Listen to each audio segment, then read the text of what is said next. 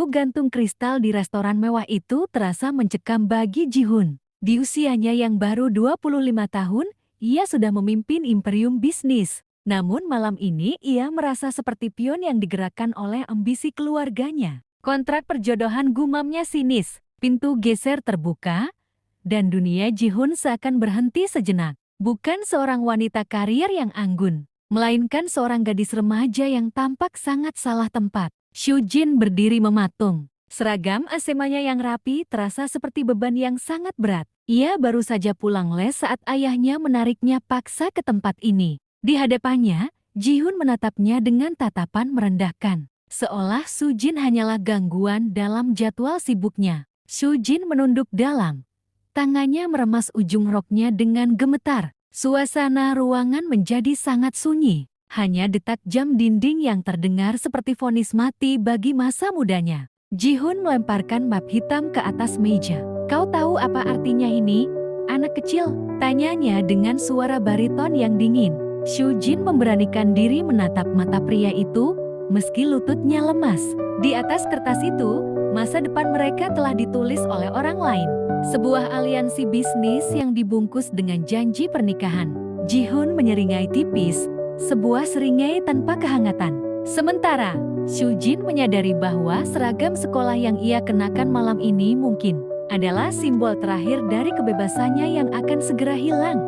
Ji-hoon menatap Soo-jin dengan tatapan meremehkan. "Kau terlalu polos, anak kecil. Perjodohan ini bukan tentang dongeng cinta, tapi tentang aliansi strategis." Soo-jin mendongak, matanya berkilat marah meskipun ada rasa takut yang mendalam. "Aku mungkin polos, tapi setidaknya aku tidak sombong dan menganggap semua orang bisa dibeli," balasnya. Suaranya sedikit bergetar. Sebuah ketegangan yang pahit menggantung di udara. Lebih dingin dari es yang bergemerincing di gelas air Ji-hoon. Bagi Ji-hoon, Soo-jin hanyalah rintangan kecil. Bagi Soo-jin, Ji-hoon adalah tembok arogan yang menghalangi masa depannya. Pernikahan adalah kontrak.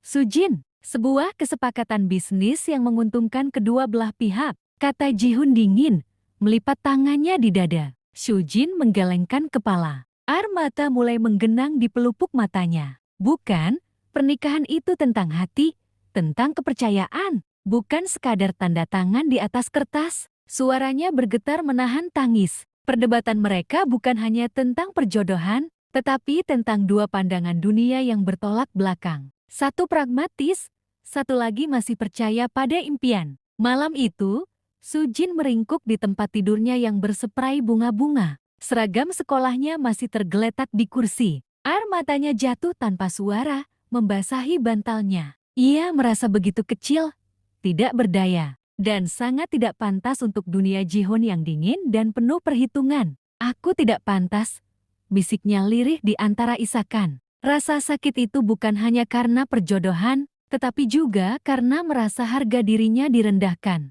Impian masa depannya dihancurkan sebelum sempat berkembang. Keesokan harinya, suasana di ruang keluarga tegang. Ji-hoon duduk dengan ekspresi muak. "Kau terlalu kekanak-kanakan, Soo-jin. Bagaimana bisa kau berpikir dengan pola pikir seperti itu sebagai calon istri CEO? Ini bukan main-main." Suaranya meninggi, dipenuhi amarah. Soo-jin yang biasanya pendiam, kini sudah mencapai batas kesabarannya. Matanya yang sembab menatap Ji-hoon tajam. Kilatan pemberontakan terlihat jelas di sana. "Apa yang kau tahu tentang tidak dewasa? Kau lahir dengan sendok emas di mulutmu. Kau tidak pernah tahu rasanya bermimpi dari nol. Berjuang untuk sesuatu yang tidak pernah kau miliki." Seru Soo-jin, suaranya pecah. Kata-katanya menohok Ji-hoon. Untuk sesaat, ekspresi Ji-hoon berubah dari marah menjadi sedikit terkejut. Seolah kata-kata Soo-jin menyentuh sesuatu yang tersembunyi jauh di dalam dirinya. Ibu Ji-hoon yang duduk di dekatnya tampak khawatir, merasakan ketegangan yang memanas. Pertengkaran itu semakin sengit, menarik perhatian anggota keluarga lainnya. Paman dan bibi Ji-hoon yang tadinya hanya menonton, kini mulai berbisik-bisik. Mereka khawatir pernikahan yang seharusnya menyatukan dua keluarga besar, kini justru menjadi medan perang bagi calon pengantin. Ayah Ji-hoon, yang selama ini diam, kini tampak menghela napas berat. Menyadari bahwa perjodohan ini mungkin lebih rumit dari yang ia bayangkan. Sebuah keheningan singkat terjadi,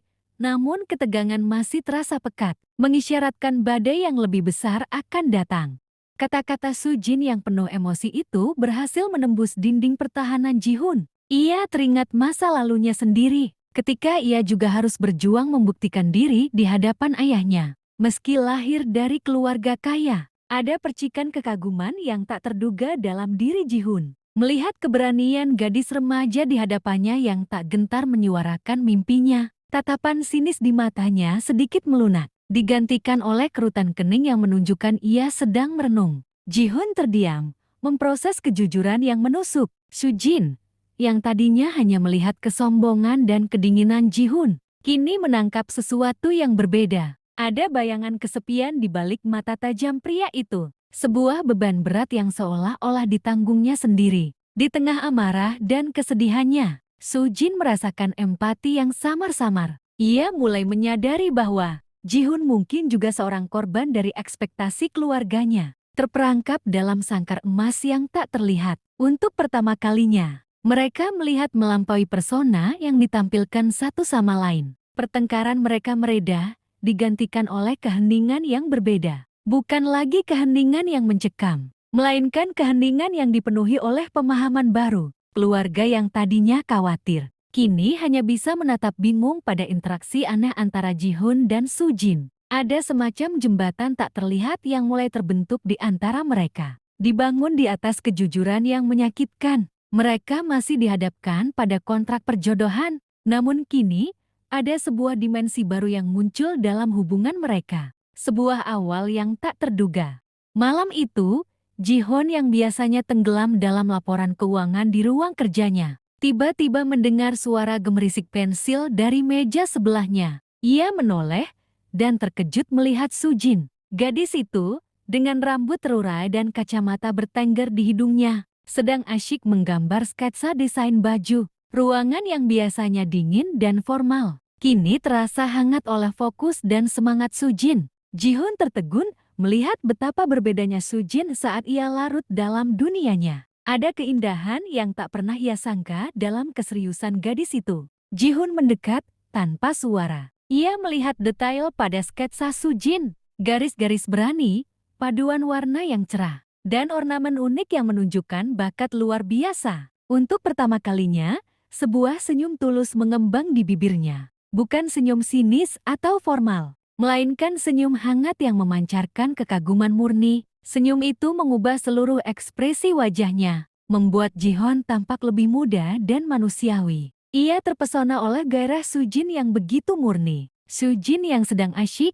tiba-tiba merasakan kehadiran Ji-hun. Ia mendongak, dan pandangannya bertemu dengan mata Ji-hun yang tersenyum. Sujin terkejut, belum pernah ia melihat Ji-hun tersenyum seperti itu. Jantungnya berdebar kencang, pipinya merona merah padam. Senyum itu, yang begitu jarang ia lihat, membuat Ji-hun terlihat berbeda. Jauh lebih menarik dari Seo sombong yang selama ini ia kenal. Ada rasa malu, penasaran, dan sedikit kebahagiaan yang menyelinap dalam hatinya. Beberapa hari setelah kejadian di ruang kerja itu, Sujin menemukan sebuah amplop misterius di mejanya. Di dalamnya ada formulir pendaftaran untuk lomba desain fashion bergengsi, yang sudah terisi lengkap dengan namanya dan detail persyaratan. Ia tahu betul betapa sulitnya mendapatkan formulir ini, apalagi mengisi semua datanya. Sujin menatap formulir itu dengan bingung, bertanya-tanya siapa yang melakukannya. Pandangannya kemudian tertuju pada secari kertas kecil bertuliskan tangan rapi.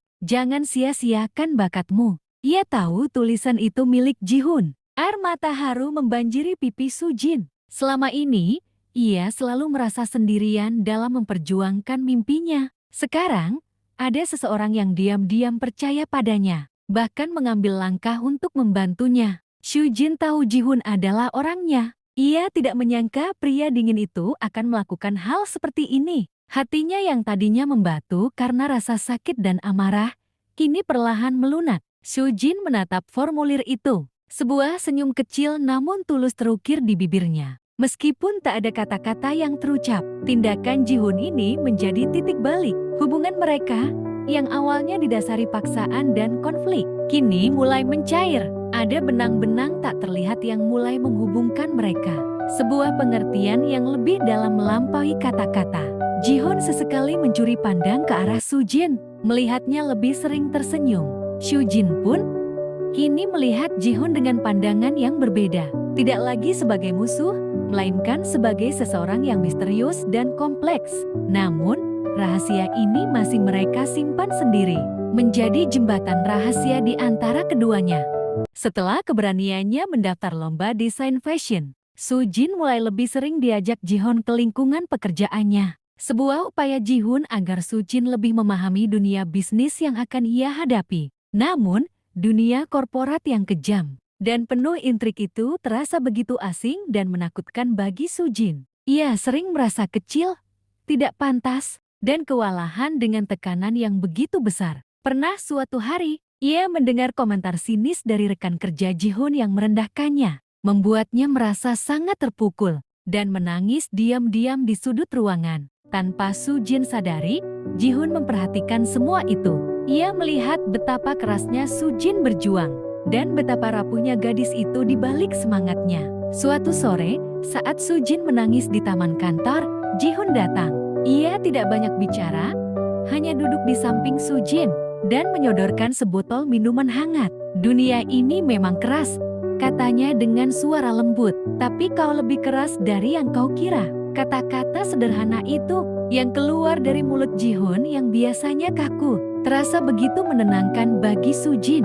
Soo-jin menatap Ji-hoon, terkejut dan sedikit terharu. Ia tidak pernah menyangka Ji-hoon akan menunjukkan sisi seperti ini. Ada kehangatan yang menjalar di hatinya. Untuk pertama kalinya, Soo-jin tidak merasa sendirian menghadapi semua ini. Mereka duduk dalam diam, menikmati kebersamaan yang canggung namun menenangkan. Kata-kata Ji-hoon yang sederhana itu memberinya kekuatan. Sebuah ikatan baru mulai terbentuk di antara mereka. Bukan lagi karena perjodohan, melainkan karena rasa saling memahami dan dukungan yang diam-diam Ji-hoon berikan. Hari perlombaan tiba. Soo-jin berdiri di belakang panggung, jantungnya berdebar tak karuan. Ia melihat para desainer lain dengan karya-karya megah, dan rasa percaya dirinya sempat goyah. Namun, ia teringat kata-kata Ji-hoon. Di tengah kegugupan itu, sebuah pesan teks muncul di ponselnya. "Tunjukkan pada mereka siapa dirimu." Soo-jin tersenyum, menghela napas panjang, dan berjalan maju. Ia mengenakan salah satu desainnya yang paling berani. Sebuah gaun dengan sentuhan tradisional Korea namun tetap modern dan elegan. Saat Soo-jin melangkah di atas catwalk, banyak mata meremehkan memandangnya. Bisik-bisik terdengar, mengomentari usianya yang masih sangat muda, atau gayanya yang dianggap terlalu berani.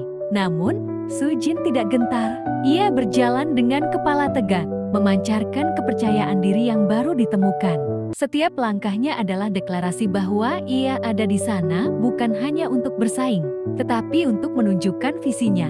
Ia menampilkan karyanya dengan penuh semangat, menjelaskan inspirasi di baliknya dengan suara yang jelas dan mantap. Ji-hoon duduk di barisan penonton, jauh di belakang, tersembunyi dari pandangan. Ia memperhatikan setiap gerakan Soo-jin, setiap kata yang diucapkannya. Sebuah senyum bangga tersungging di bibirnya. Ia melihat seorang gadis yang dulu rapuh, kini berdiri tegak di hadapan ratusan orang, menunjukkan bakat dan keberaniannya. Hatinya menghangat. Ji-hoon tahu, ia telah melakukan hal yang benar dengan mendorong Soo-jin. Ini bukan hanya tentang lomba, ini tentang menyaksikan seseorang menemukan dan memperjuangkan mimpinya. Setelah lomba, hubungan Ji-hoon dan Soo-jin tumbuh semakin kuat, layaknya sebuah simfoni yang harmonis. Ji-hoon, yang dulu dingin dan menjaga jarak, kini menjadi pelindung setia bagi Soo-jin. Ia selalu ada, memberikan dukungan tanpa syarat, membimbing Soo-jin melewati kerumitan dunia bisnis dan intrik keluarga.